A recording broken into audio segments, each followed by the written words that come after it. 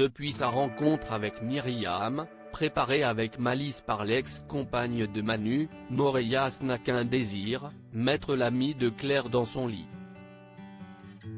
Il touche au but dans les prochains épisodes d'Un si grand soleil alors qu'il tient toujours les deux femmes en ayant découvert qu'elles étaient les autrices des cambriolages. Florent, lui, réalise que Claire s'éloigne progressivement de lui.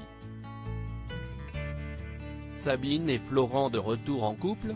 Alors que Claire sent que Myriam et elle-même sont de plus en plus en danger, elle recommande à son ami de s'éloigner de Moreias, quitte à risquer que l'homme les dénonce à la police.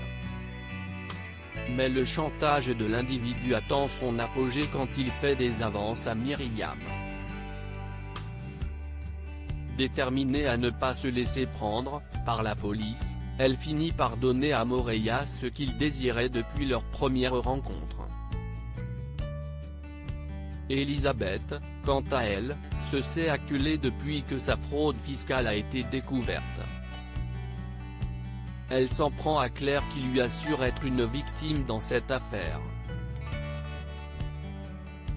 Quant à Florent, il découvre les mensonges de sa compagne et entend s'éloigner d'elle. Sabine, au courant du grabuge, se frotte les mains, espérant récupérer son ex.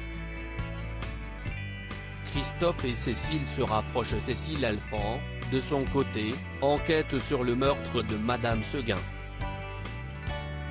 Le seul témoin, son chien prénommé Max, est chouchouté par la juge d'instruction qui décide de faire participer l'animal à une reconstitution. Si le résultat tourne au fiasco et que Cécile perd en crédibilité, elle peut compter sur le soutien de Christophe, comportementaliste animalier. Attiré par la femme de loi, il la soutient dans sa thèse, persuadé lui aussi que Max est la clé de cette énigme. Alain, pour sa part, sent que Cécile lui échappe et semble résigné. Elsa et Virgile vont eux aussi animer cette semaine puisque la fugitive entend réaliser un dernier coup pour se renflouer avant de quitter la ville. Mais Manu n'est plus loin de les confondre tandis que Virgile accepte cette mission bien que conscient du danger.